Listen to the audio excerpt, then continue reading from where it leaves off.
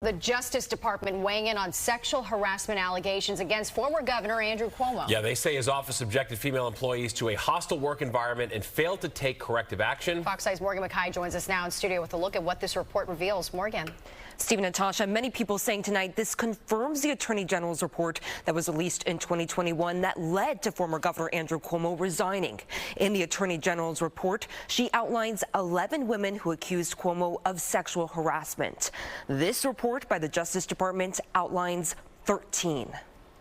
The Justice Department's confirming in a settlement allegations that former Governor Andrew Cuomo engaged in a pattern of sexual harassment and retaliation.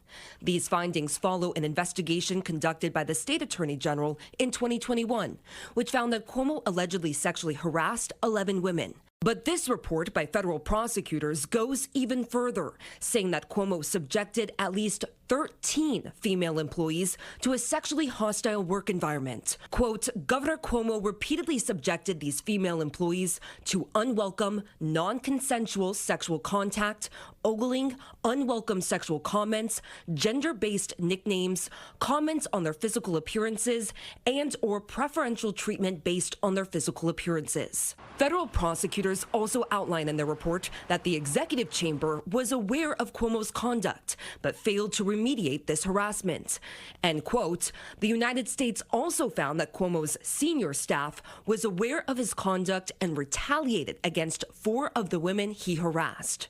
Erica Vladimir, who co-founded the Sexual Harassment Working Group, says this report is validating for all the women who have come forward accusing Cuomo of misconduct. This is a settlement agreement that details what we have known for so long about the systemic harassment and retaliation of the former governor and his staff. In response to this report, Cuomo's attorney, Rita Glavin, claimed that federal prosecutors based their entire investigation on the Attorney General's report and did not contact Cuomo at any point. Quote, Governor Cuomo did not sexually harass anyone. This is nothing more than a political settlement with no investigation. However, a law enforcement source close to the Justice Department's investigation says that while the Attorney General's report was referenced, it was not the only thing federal prosecutors used to file their report. The DOJ opened this investigation in August 2021, the same month that Cuomo resigned.